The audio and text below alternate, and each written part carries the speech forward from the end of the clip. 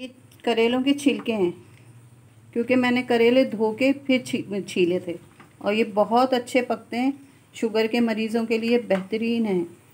तो इसलिए मैं इनको बिल्कुल भी ज़ाया नहीं करूँगी। और इसमें भी 2 चम्मच नमक डाल के इसको भी हम अच्छी तरह से मिक्स कर लेंगे और इसको रख देंगे। तकरीबन ये दोनों चीज़ें 2 घंटे तक रहेंगी। उसके बाद जो भी पानी निकलेगा वो फेंक के और इनको खूब अच्छी तरह से धो के और बस इनको हल्का सा निचोड़ के हम फ्रीज़ कर देंगे। ये छिलकों का भी सारा कड़वापन निकल गया है। इनको भी खूब अच्छी तरह से दबा दबा के हम धो लेंगे और इसको मैं फ्राई करूँगी।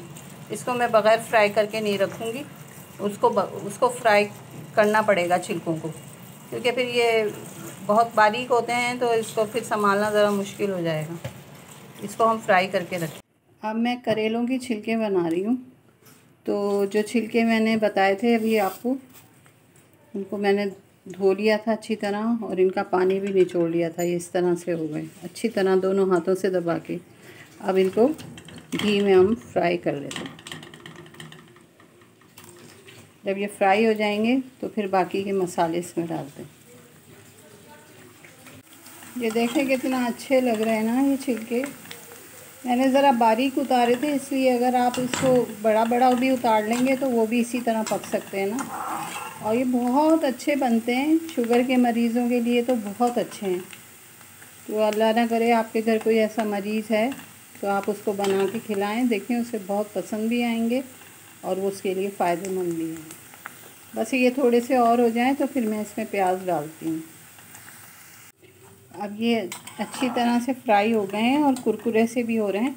तो अब मैं इसमें एक प्याज कटा हुआ रफली चॉप है, तो इतना वो नहीं करें, ये डाल दें। और ये देखें एक टमाटर है, उसमें 1 टेबल स्पून साबुत कुटा हुआ धनिया है, आधी टीस्पून लाल मिर्च है और 1/4 टीस्पून हल्दी पाउडर है और 6 हरी मिर्चें हैं, वो भी इसमें साथ ही डाल दें। नमक अभी इसलिए नहीं डाला है कि नमक लगा के हमने धोया था तो ज़्यादा ना हो जाए, हम फिर इसको चखते हैं तो फिर इसके बाद इसमें नमक डालेंगे और नींबू का रस डलेगा आखिर में।